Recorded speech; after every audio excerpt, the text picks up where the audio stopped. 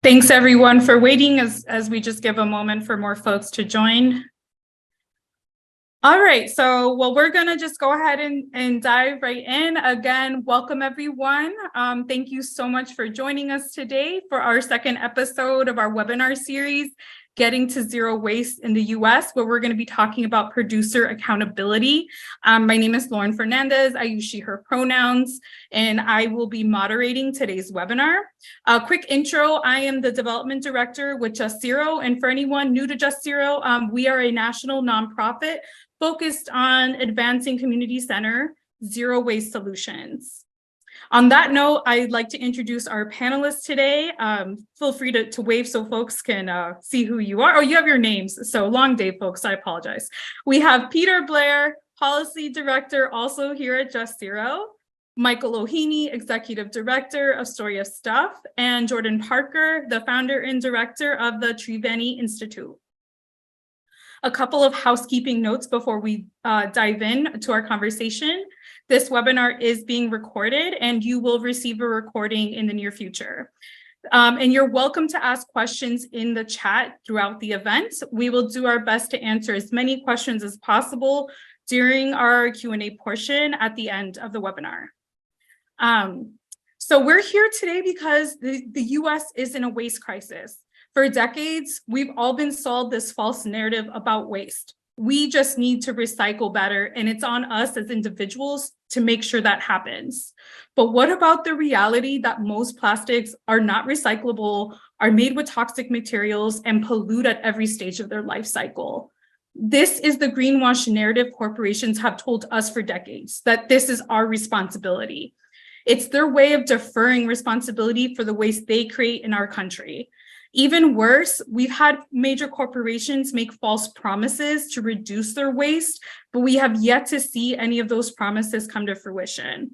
It's time to hold corporations accountable for their greenwash promises and have them take responsibility for the waste that they make. And that's why we're here today to talk about producer accountability, what it means and how we can get there. So let's dive right into our first conversation. We know that people care about waste more than ever these days, and they also want change. So Peter, I'll turn it over to you first to get this conversation started. Yeah, thanks so much, Lauren. And I think the last couple of years have been really important with breaking the narrative that you were just talking about, this idea that, most plastics are readily recyclable, that it's, litter is on us, that the problems we're seeing with waste are really just people not being responsible. So now that narrative is being broken, we have really good data showing that that's not true. And also people want to do the right thing, and they want companies, more importantly, to be doing the right thing. And there's been great survey data leading up to this big federal push that they're doing to kind of revise the marketing guidelines, what companies can and cannot say about their products, which includes whether or not it's recycling or recyclable. And the numbers are really just staggering. I mean, 80% of consumers agree that recycling is the bare minimum that we can do for the environment. It's the baseline. It's what we need to be doing better.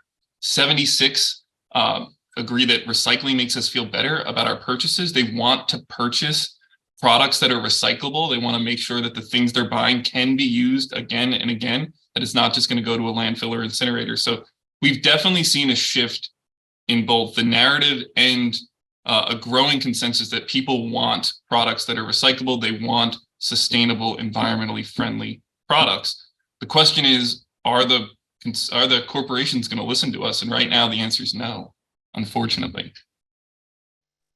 Thanks, Peter.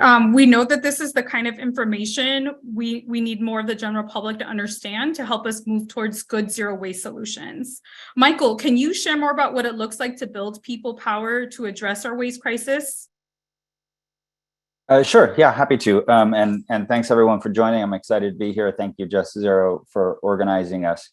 I think, well, a couple of things I would say. So, Story of Stuff project is very much focused on storytelling. In the last couple of years, we've been focused on sort of a couple of key messages, right? So not all plastics are created equal, really trying to sort of focus attention on the problem of single-use plastics and on disposability, the kinds of recycling questions that Peter brought up, that this is a crisis of volume, that, you know, the sort of trajectory towards growth is problematic. And then one of the more important messages, that producers of the plastic and the folks who put it on the shelves are actually responsible for it. And I think that's the sort of that issue of corporate responsibility has been really a kind of central focus, not only of ours, but of the broader movement, of basically sort of undoing this mindset that is itself a greenwashing. It is itself a sort of corporate tactic to make consumers feel like they are responsible for the issue of plastic pollution, for plastic waste, for the plastic in the system, and not the companies that put it on the shelves in the first place. I think those sort of being clear about the story that we are telling is kind of the first step. I think that the next big step is centering solutions. I think in many ways, we've won the war of the problem. You know, we environmentalists have a tendency to want to constantly reiterate, focus on, and center the problem. And the problem is real, it is vivid, it is, you know, we can all see it. And I think increasingly what we all need to be doing is talking about the solutions, and what are the ways in which people can participate. What are the ways that people can live more in alignment with their values, not only as individual citizens, but what are the ways that they can express those values in public policy, and ultimately hold the companies who are responsible for the waste that's being created accountable. So I think those, I mean, for us, that's the sort of starting point, is centering the correct accountable party, in this case, the people who put the stuff on the shelves, and then really getting to solutions that are capable of holding those companies accountable. Yeah, absolutely, Michael. I agree. Thank you for that. Jordan, I'd love to hear about some of your experiences too, and your thoughts on building people power.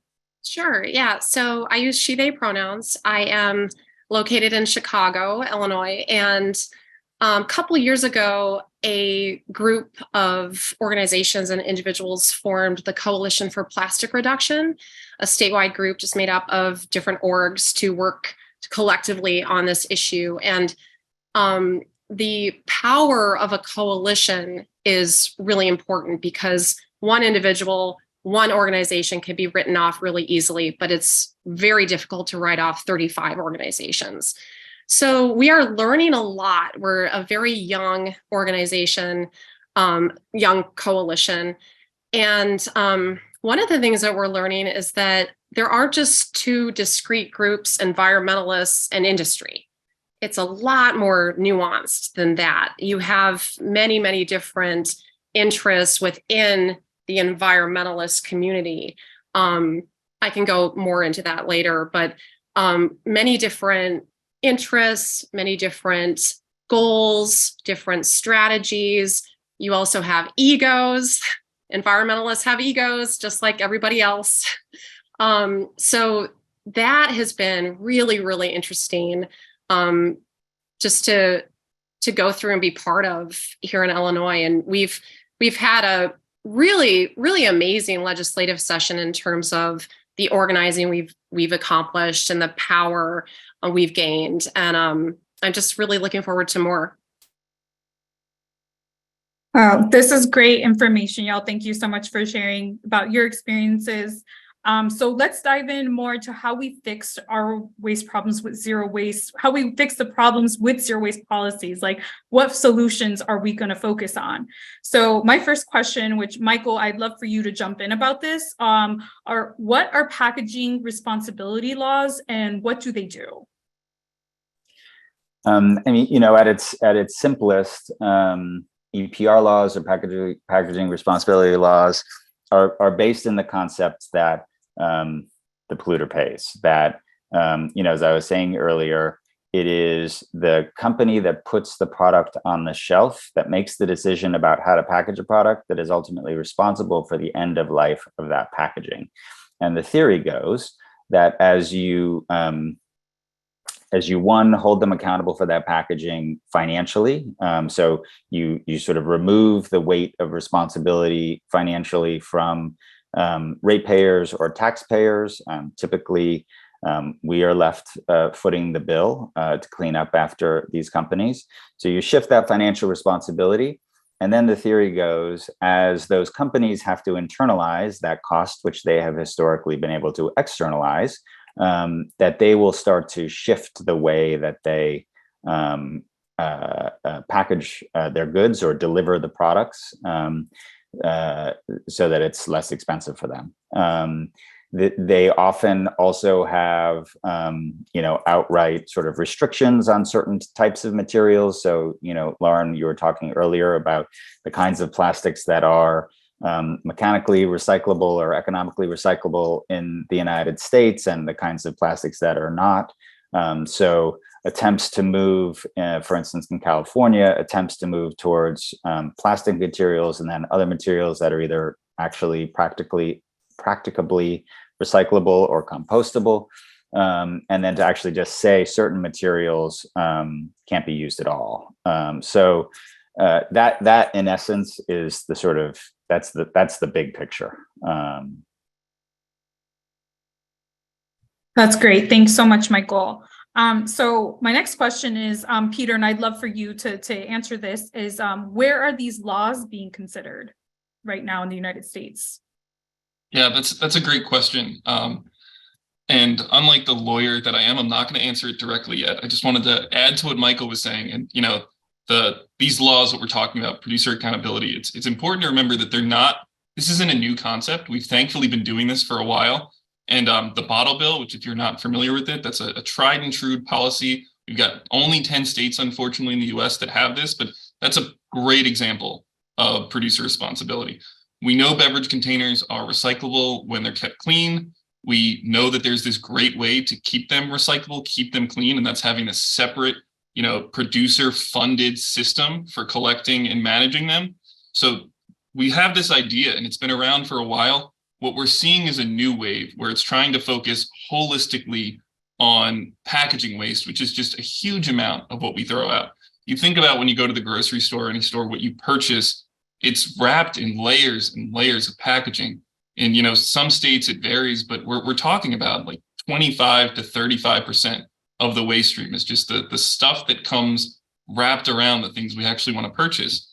So because our recycling rates are terrible, because we're tired of paying for these inflated waste management costs that aren't seeing goods recycled, that are seeing things burned or buried, we've seen this new wave of producer responsibility laws focused on packaging, and they're really heating up. So there are 4 laws in the US. Maine became the first one 2 years ago, followed by Oregon, then Colorado, and California. And it's just exploded since then. I think this legislative session, there was somewhere between 10 to 13 producer responsibility for packaging laws. Illinois considered one, Maryland, Rhode Island, Massachusetts, New York, New Jersey, Washington. So they're really, really picking up. And importantly, at the same time, there's a revised interest in bottle bills as well, because there's been this focus on how do we hold producers and polluters accountable. I think there's been this shift towards thinking, well, we have this great program, the bottle bill. Why don't we also look at that? And that's been introduced. Proposals for new bottle bills have been talked about in Rhode Island, in I believe New Jersey, definitely in Maryland, definitely in Illinois. And while none of them right now have passed, there's still some time left in the legislative session, and some are looking really good. So this is definitely becoming a hot topic and something that more and more states are considering and talking about. That's really helpful to know, Peter. Thank you so much. And I love that example of the bottle bill, because I think more folks need to know about programs like this and how they're working really well in other states. So Jordan, I'd love for you to talk about how are corporate polluters reacting to these laws? And I welcome other speakers to jump in to this question as well once Jordan's finished answering. Oh, corporate polluters love these laws. They're all on board.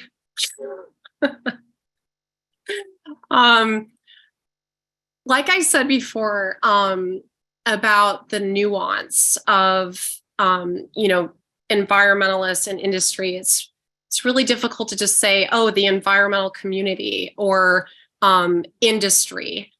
So that's what we've found here is we've got MRFs and waste haulers, solid waste agencies, Illinois Retail Merchants Association, Illinois Manufacturers Association. So we've got all of these varied interests. And what happened here was we had an EPR bill that was introduced, and it came from one of the solid waste agencies. And we took a look at it, and then I looked at who was behind the bill, and it was PSI, so the Product Stewardship Institute. And then they had formed a local statewide group called the Product Stewardship Council. And it took about 5 minutes on Google to realize like PSI is an industry front group. The Flexible Packaging Association gives them money, you know? So I was like, okay, so this is who's behind this bill. This is who is supporting this bill, or at least not coming out in opposition to this bill. This is probably where they got the language for this bill.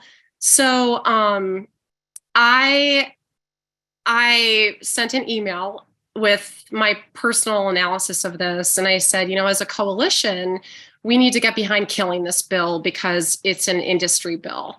And that caused a lot of waves. A lot of people got really upset because they didn't want to be associated with industry, even though when you look at the legislation, it clearly does benefit industry. So we've got, you know, we've got a lot of different pieces in the puzzle. You know, we have groups that are advancing policies or want to advance EPR bills that benefit industry, but don't want to be called industry because they don't want that negative association. But you just have to look at the legislation and, you know, look at who does it benefit. So I would say, yes, the reaction is very negative, but you do need a voice in your coalition who will call out an industry favoring bill. I think that's critical to have those voices who will, you know, call a spade a spade. Yeah, I think, Jordan, you're exactly right. And unfortunately, you know, from Just Zero, what we've seen is what happened in Illinois is happening everywhere. So Michael, you mentioned this earlier, but we've done such a good job of, you know, educating people about the problem that we've definitely won that war. So now when we're focusing on solutions, the corporations have realized the wave's coming. We want to hold them accountable. So for years, they were able to just push back and say, no new laws. We have this under control. We're going to take care of it. Here's our voluntary commitment. That's gone. So now we're dealing with this kind of more nuanced discussion, which is, you know, if you're passing one of these laws, if you're considering a packaging reduction, a packaging responsibility law, they want to make it so that they're in control of the system, that they're still not going to be held truly accountable. There's a couple carrots in there, you know, to help make it seem like it's going to push the ball forward, you know, weak recycling rates that they claim they're going to be able to get to, some money for some recycling programs. But what we're seeing in states like Illinois and Maryland is just these bills that are being written by the corporate polluters that are supposed to hold them accountable, and they're just never going to get us where we need to be. So it's becoming a really hard conversation to have because we've done such a good job of explaining the problem. People are fired up, they want solutions, but unfortunately, some of the solutions being proposed are from the very companies that are kind of creating the problem in the first place. Yeah, and I'll just add, I mean, I think the contours, the sort of plane of battle right now is around what are those guardrails? What are the guardrails going to be, and what are the sort of allowances that are made?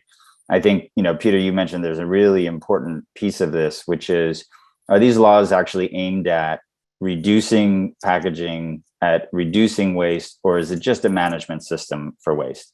If it's just a management system for waste, that sort of prolongs the problem. Ultimately, we know that the amount currently produced and the amount that the industry would like to produce is fundamentally unmanageable. And so, one, we have to be really focused on reduction, on how can you actually, I mean, I know, you know, I talk to folks all the time. no one is clamoring for more plastic packaging. No one loves that feeling of getting home and having to like rip and open and tear. And, I think to myself, I mean, I'm not an old guy. I think to myself regularly, how do people actually get at these things who are, elderly or disabled or, it's mind-boggling the amount of packaging, and fundamentally consumers want the product, not the packaging. So we got to be reduction focused fundamentally, and that requires strong guardrails, and the companies clearly don't want strong guardrails. They're going to do a lot of sort of bait and switch kind of stuff where they are attempting to expand the definition of recycling to include things like chemical advanced, all of these other kinds of things. They want incineration to be part of the solution. They want to continue business as usual. So the sort of operating conditions, the sort of guardrails that are put in place are critical. Legislators have a role in that, but in our state, for instance, right now in California with SB 54, it's about rulemaking and implementation. And this is where the corporations just excel. The sort of multi-year process of making rules, of sort of deciding on investments, what's going to work, what's not, just things like definition of recycling, what constitutes packaging, those kinds of things. That's where the companies excel. And I think, unfortunately, sometimes we sort of get to what we think of as the finish line in the passage of the law and forget that the real fight kind of begins with the passage of the law in terms of how it's going to be implemented in practice. These folks are good at it. I mean, you mentioned Colorado. I think I had a colleague in Colorado reach out.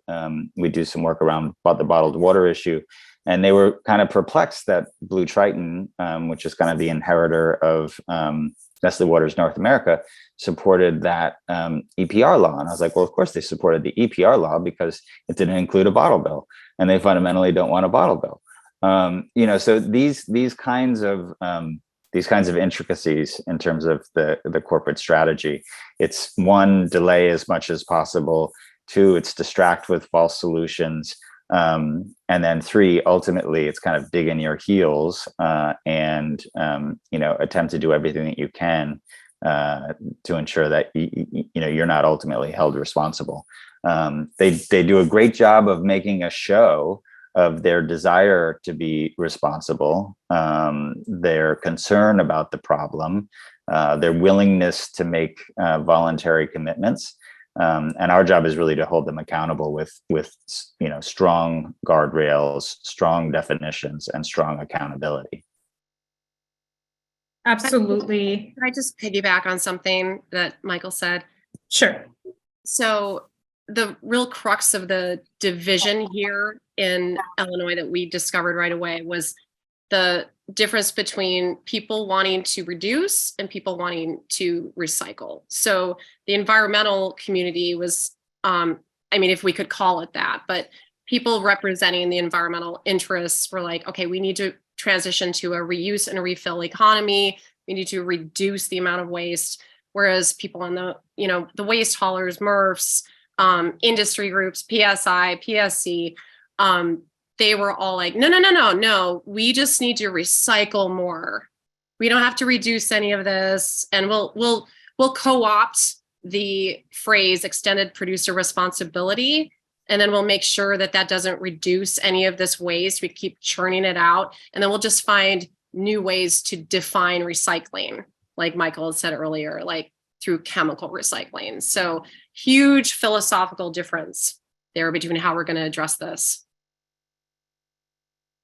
Absolutely. Thank you so much for breaking that down, everyone. That was really helpful. And I think just naming the co-opting, the greenwashing, even, just naming, some of the organizations and companies that are trying to present themselves as folks who are offering zero waste solutions when what they're offering is something that will continue to harm communities across our country, I think is so important to name and understand. And it's really amazing to realize what these laws could do to really reduce waste when we have good laws in place. So let's continue to talk about corporate polluters and the status quo. So Peter, can you share more about what that means? Yeah, definitely. So I think what's important, and we've hinted at this when we're talking about these producer responsibility laws, this new wave, is that the status quo is we have this really linear but also fragmented way of producing, consuming, and disposing of waste. You know, I have to buy groceries. I have very little choice in what I buy, and I certainly have no choice over what the products I buy are packaged in. But ultimately, I have to figure out whether this packaging material is recyclable, and that's dependent on where I live, on the larger, recycling markets. So, everyone kind of has their way of escaping the problem, and the corporations really are the ones who are picking and choosing how they design and package their products. They're the ones that are, promoting plastics, that are really switching heavily into single-use plastics, into the plastic films that we know are unrecyclable, that are going to end up in landfills and incinerators. But for them, this works because they're completely detached from the way we manage this waste, from the costs of paying for it, from the environmental harm. So for them, the status quo works, but it's clearly not working for the rest of us. It's not working for the people who are tired of seeing litter on their beaches, who are tired of seeing, beverage bottles and other litter around their community, who are tired of living next to landfills that are constantly expanding or incinerators that are continuing to burn toxic plastic waste. And that's not even talking about the fact that producing all this plastic is just so inherently toxic. I mean, we have a region of the country called Cancer Alley, for God's sakes, where all of this stuff is produced. So the status quo really is designed to benefit the polluters. And what we're trying to do with these laws, with these producer responsibility laws, is fix that and hold them accountable and bring them into the chain, and setting up those guardrails that Michael talked about, where we're going to hold them accountable. They're going to pay for the waste management. They're going to pay for the costs. We're going to make sure the fees are adjusted so that if you're producing packaging or waste that's recyclable, you're not paying as much as someone who has a single-use product. And ultimately, the best of these laws are going to say, you also got to figure out a way to reduce your waste, because right now, there's no reason for Amazon to reduce the amount of packaging they do. That's why we're getting boxes inside boxes inside boxes with plastic film wrapped around everything. That's absolutely right, Peter. And it's incredibly frustrating, to deal with packaging, and it's absolutely none of our fault that we have that. Jordan, I'd love for you to talk a little bit more how you've seen this play out in Illinois, where you're at. Well, in terms of, the coalition, I think that that is really where this is going to play out in Illinois. We need to have a really strong coalition. And, it's difficult in Illinois to align all of the environmental groups. I mean, there's a lot of environmental segregation here, especially in Chicago. We have environmental justice groups who are fighting battles with industry in their neighborhoods. And then we have more affluent white people in Lincoln Park who are concerned about plastic straws. And how do you get everybody on board behind an issue? It's really difficult because everybody's fighting a different battle. If my child is going to nursery school 6 blocks away from Mad Asphalt, and then I see some white lady go on TV and say, you need to pay for bags, I'm just going to be like, okay, whatever, So I think it's really an issue of people who care about the environment and climate change listening and opening up their ears and their eyes to what everyone is dealing with. Everyone's dealing with a different symptom of climate change and plastic pollution, and trying to understand where other people are coming from, and then getting involved in what other people are working on, rather than just staying siloed in your one issue. And then the other thing that I think is really important in a coalition is that all the different voices are utilized. You've got more of a grassroots voice. It's like, I don't care if I piss anybody off. I'm just going to go out there and tell the truth about something. I don't have to worry about political relationships and, somebody being mad at me and then it's hurting me politically. There are orgs and people who do have to preserve those relationships very carefully. So I think in terms of gaining power and how this will play out in Illinois is, as a coalition, we have to get together and identify who's who has different voices, different approaches to this, who's more of a grassroots, I don't care who I piss off, who's more political, and how can we all work together. So for example, it might be an overall strategy. Okay, these voices, these members of the coalition, you're the ones who are going to go out and create the waves. You're going to piss people off. We're going to dissociate ourselves from you because we have political relationships, but we're going to use the waves that you make to leverage our power when we're in the negotiating room, because you all will be dismissed as crazy people, right? So you're not going to be in the negotiating room. But by having that voice out there and saying like, hey guys, this is an industry bill and here's why, look at the legislation, then you'll give the people in the negotiating room who have those political relationships a lot more leverage. Absolutely. Yeah. That's how we have to handle it. Absolutely. Thank you, Jordan. I appreciate you sharing just and naming some of those things that you did, even the impact it has on different communities, I think is especially important to talk about. Michael, I would love for you to share some of your thoughts on this and the status quo, and would love to hear some of your thoughts quickly.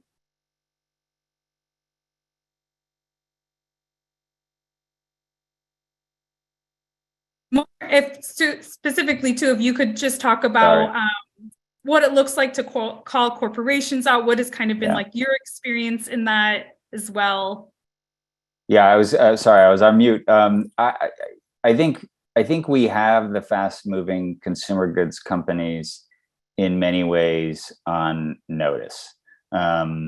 They wouldn't be making the noises that they are. They wouldn't be making the voluntary pledges that they do. They wouldn't be hiding behind front groups in their lobbying, saying one thing on the sort of corporate PR page and then having, American Beverage Association or International Bottled Water Association, or, you wouldn't have these groups. There's a great story around Vermont last year where they basically created a whole new AstroTurf group because they don't want to come out and say this themselves. So I think we have them on notice and under pressure.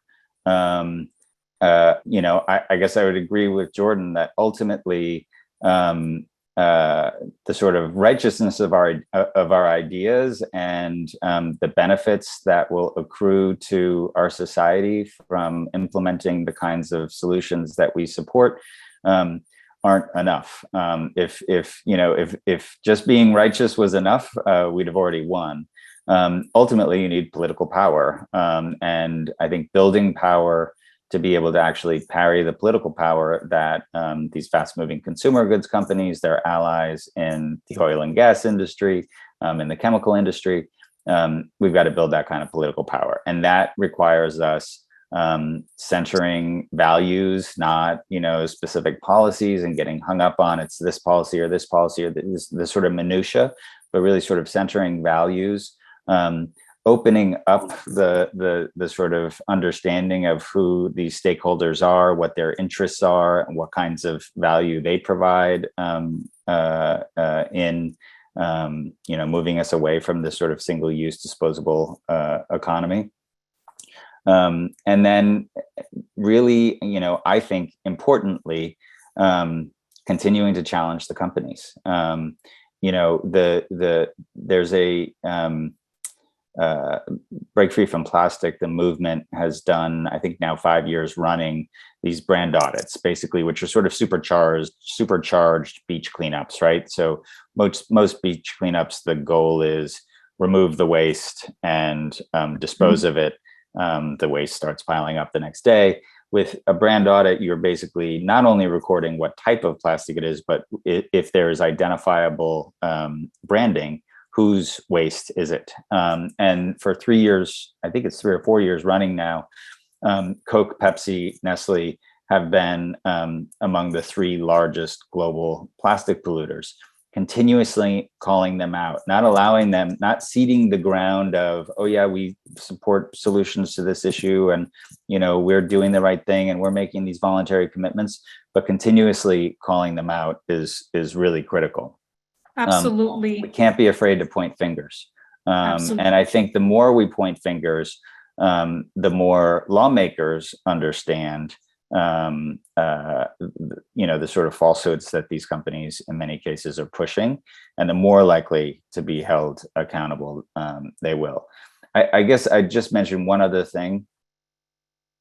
We want everyone to feel part of the solution. This isn't just about reducing the impacts to marine life, and that's critical and important and that kind of thing.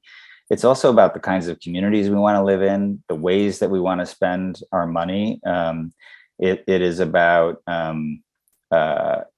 folks who work in the formal waste sector, people who work in the informal waste sector, really making sure that we are talking to folks whose lives and livelihoods are caught up in this system, and ensuring that if when systems change, when jobs go away, that new jobs are created. One of the things that we've been talking about in California is how could you actually ensure that the communities that are most negatively impacted by these problems actually benefit the most from the solutions? So California, in our bottle bill, we just passed a law last year that took will take $25 million and invest that in refill infrastructure. Well, we're interested in how can you make sure that refill infrastructure is being built in communities that are now home to incinerators, that are now home to dumps, that are now, how can you make visible the benefits of a transition to a zero waste economy? So I think those are all important. Continue to point the finger, and then gather as many friends and allies to our side as you can. Absolutely. Thank you, Michael. Appreciate you expanding on that and sharing what you've seen work and your experiences. So we're getting close to the end of the hour, and we've had lots of great questions come into the chat. So we're going to start our transition to the Q&A. So I'll ask the questions and then pick out a speaker to answer. So the first one is, why doesn't the federal government have more oversight on corporate greenwashing? Peter, would you like to? I'd love for you to answer that one. Yeah, and I could speak for 3 days on this, but the federal government is empowered to do more. A huge problem is that the gears of our federal government just are incredibly slow moving. It's extremely hard to get anything passed, let alone important environmental legislation. But the good news is, when we're talking specifically about greenwashing, right now there is an opportunity. So the federal government does have authority, actually, in the FTC of all places, the Federal Trade Commission, to control what companies can and cannot say when they're marketing their products, which includes making claims about their environmental attributes. So is the product recyclable? And for years, they've just not taken this seriously. The standards that they use mostly focus on collection, not if the material is actually being recycled. So just, are people putting it in the recycling bin, which kind of feeds into this loop where we're told it's recyclable by the companies, even though it's not. We put it in the bin so it's collected, so it can be labeled as recycled. But right now, the FTC is actually taking a really hard look at how they determine what can and cannot be labeled as recyclable. They're revising what's called the green guides. There was a huge comment period. I think over 10,000 comments were submitted. That was related to a whole bunch of claims, compostability, all of this. But they're taking an even secondary, harder look at recyclability itself. There's a workshop happening on May 23rd, I believe. I've been invited to be there, so I'm going to call out a lot of these corporations, just like Michael's talking about, in a very public way. So they're starting to look at this, but we really do need that leadership from the federal government. And that's why we're seeing so many states trying to pass these laws, because there's just been this huge gulf in action at the federal level. Can I just add, I think one of the things that folks are doing to actually push more government action is taking action themselves. So you see, private, attorney general's actions around false claims using laws like California's. You see, so Plastic Pollution Coalition, Earth Islands Institute, a series of groups that have launched lawsuits against some of these companies for the kinds of claims they make around everything from recyclability to what happens at the end of life to their products. So there's those, I think, folks who have done that are putting good pressure on governments to create rules, because one of the things that these companies, I think one of their sort of Achilles heels is they don't want all sorts of different rules, pressures, lawsuits, all of those kinds of things. Ultimately, what we have going for us is people want a sort of stable playing field. They want a set of rules that everybody has to play by. And I think that's one of, we've seen around plastics legislation around the country. The more you can sort of create a patchwork, the more you can create various kinds of pressures using legal strategies, using legislative strategies, using political strategy, communications and storytelling strategies, the more sort of sets of pressure points that you can create, the more likelihood that you'll ultimately be successful in bringing the companies on side. I'm skeptical that ultimately that they will be that this will be some sort of like voluntary, everybody comes around and sort of holds hands, but ultimately I think the more we can do to diminish their power, the better. Absolutely. Kind of segueing into our next question, Jordan, I would love for you to answer this. And then if someone else wants to add in a couple brief comments, that'd be awesome. Do you have, somebody asked, do you have some actions that we can do? So what would you suggest to someone locally wanting to address zero waste in their community? Oh, that's a good question and easy to answer. But first I want to just add a fun fact. So my nonprofit worked on that brand audit through Break Free from Plastics. And we submitted like 7 Excel spreadsheets of data from litter cleanups. And the top 5 global polluters are Pepsi, Coke, Nestle, Unilever, and Mondelez. Mondelez is headquartered here in Chicago. And I delivered a happy Trashiversary cake to Mondelez through Break Free from Plastics. And I will proudly say my cake was the only one to get past security. So that was super fun this summer. That was in September. Anyway, what people can do, absolutely join a coalition like the Coalition for Plastic Reduction. Join that coalition. Just go to the meetings, get involved, find your people, find other people who are working on this, find your voice, find out like what kind of activist are you?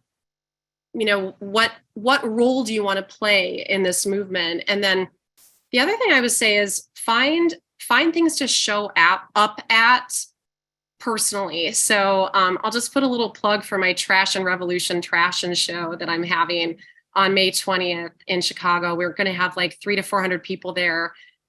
It's obviously in person. And I think just showing up to things like that is something that makes people feel connected. We're not just behind screens and there's this kind of amorphous group out there doing something, but really make personal connections with people who are doing this work.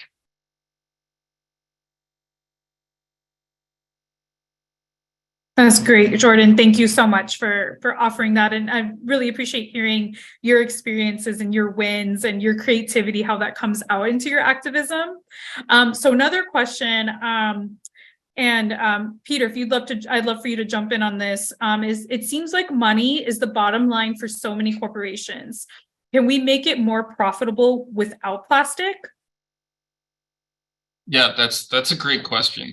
Money is unfortunately at the bottom of all these things. And Michael, feel free to jump in here because I know you guys have done some great work on this and you can speak to, I think some people have asked some questions about the example of that Vermont front group. So we're really up against a lot of money. And at the end of the day, the corporations want to keep their profits. Like I said, the status quo works for them. They get to make all this money selling us stuff we don't want and don't need, and they don't have to pay for it. A huge part of these producer responsibility laws, whether it's the bottle bill or, packaging laws, is trying to level the playing field. It is incredibly cheap, unfortunately, to create new plastic.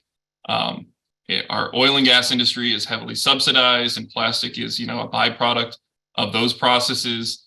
And it's just so much cheaper than the other more environmentally beneficial materials. So that's why they're switching to it. So a lot of these laws, when they're charging companies based on the amount of waste they produce, they're looking at the environmental factors, the things that aren't going into their bottom line that should be, and they're trying to adjust that. So if you have single-use plastic that is unrecyclable, that is toxic, that is going to make it harder to recycle other things, you're going to pay higher fees. So that's where it's trying to level the playing field with the money. And in terms of things like the bottle bill, the whole system is funded by the beverage companies. That's the beauty of the program. If you live in a bottle bill state, every time you go and bring back one of your cans and it's made sure that it's kept clean and it's going to be recycled, they pay a certain fee based on every single one of those containers. All of that recycling is funded by them, because at the end of the day, they're the ones who are creating these single-use plastic bottles when we really just want the beverage. Yeah, and I think, I mean, just to add, I think that shifting this fundamental sort of economic formula. So, I mentioned earlier externalized costs.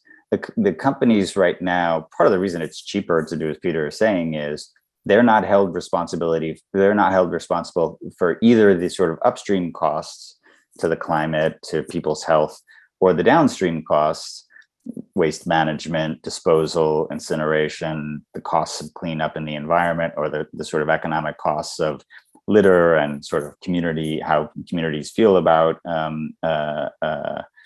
the environment that they live in when they live in a place that has, trash on the street, those kinds of things. So fundamentally, we have to internalize those currently externalized costs.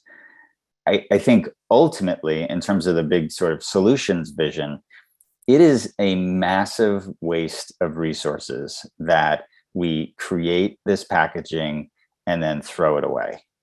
It is just a massive waste of resources. And so the more, I was talking to a GM of a professional sports team a couple of years ago. They're looking at bottom line. They run these huge arenas. It costs them an enormous amount of money to throw away all of the single-use stuff.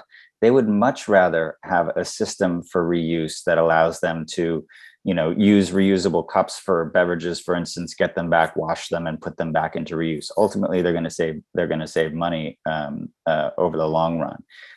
Huge logistics companies like an Amazon, just the amount of packaging that they are getting rid of every year, when they could be using reusable pouches. I mean, the number of people who this shocked me, but the percentage of American adults who are Amazon Prime members is over 60%.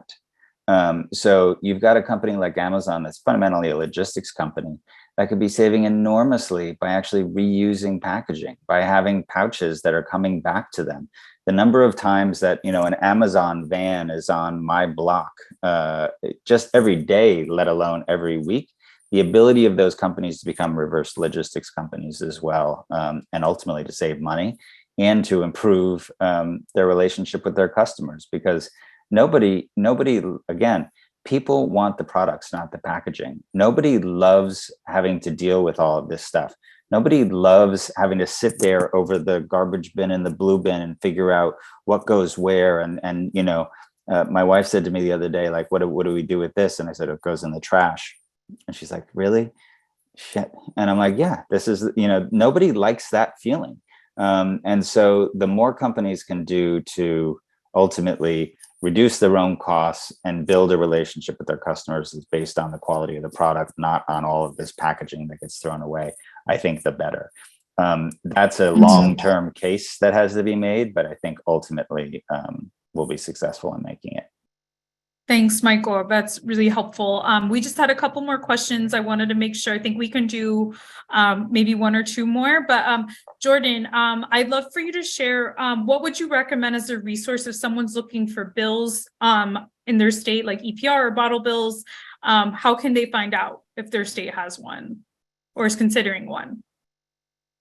I mean, of course, you could do a web search, but I would find, I would find an organization like Illinois Environmental Council, or this coalition that I'm part of, the Coalition for Plastic Reduction.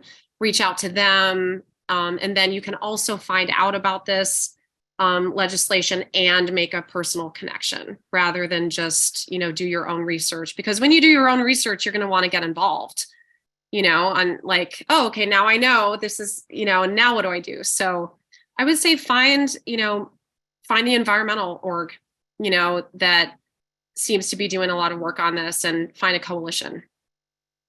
Thanks, Jordan. I really appreciate that. And let's do one final quick question, Peter, that I'd love for you to try and answer. So is there a specific example of an existing EPR law that's been implemented and actually has led to a reduction of products and packaging being produced? If so, which state and what metric was used to determine the reduction rate of waste? That is an incredibly thoughtful question. Unfortunately, right now, no. In the US, there is no packaging responsibility EPR law that has actually resulted in a significant amount of reduction. But that's because we're just kind of starting to do this. So I mentioned there are 4 states, Maine, Oregon, Colorado, California. They all passed their laws within the last year or two. And they're just, as Michael was talking about, getting to the rules. These programs take a while to set up, but once they're set up, we're hoping that they can do some really good things. There are a lot of states considering bills right now that have specific reduction language. So Rhode Island, New York, those are 2 that I know that there's really good bills. And in New York, there's a chance this could pass. They've got I think about a month left in their legislative session, and they have specific reduction language. But this is a new thought. So packaging responsibility laws they've been implemented in Europe. They're kind of more commonplace around the world. But a lot of them have focused on just shifting money towards improving recycling. And this kind of focus on reduction is really a new wave and a new thought. And it's getting a lot of pushback from the industry. But it's got a lot of support and made a lot of people excited. So we're hoping that this is going to do it. And that's not to say that the bills haven't been successful in Europe. When we kind of internalize those costs on these companies, there have been, success. There have been reduction. A great example is in most of the countries that have EPR laws, packaging responsibility laws in Europe, you're not buying toothpaste that's in a box. They've gotten rid of the box. It's just coming in the plastic tube because they don't want to pay that extra fee for the unnecessary box. So it's been really good at getting the low-hanging fruit.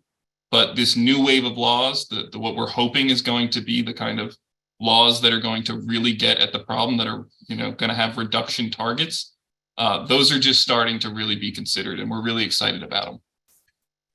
That's awesome. And thank you so much for answering that question. It'll be exciting, 3 to 5 years from now. And when someone does ask that question, we'll be able to maybe have some metrics to share how we've seen that impact California or Maine or other states where EPR for packaging has been passed. So we are at the end of our hour. So I'm thankful so much for all of you being here today. We're so glad that you joined. We hope that you enjoyed today's webinar. So be sure to join us for the final episode of our webinar series, which is on Thursday, June 8th. That's going to be at 3 p.m. Eastern time and 12 p.m. Pacific. And we're going to be talking about about how we leave false solutions behind. You can find the registration link in the chat for that. Thank you again to our speakers. I'm sorry, that's my son. He decided to join us for another webinar. So I apologize if you heard any background noise, but thank you again to our speakers. Thank you all for attending. Check out the registration link in the chat, and we hope to see you on June 8th.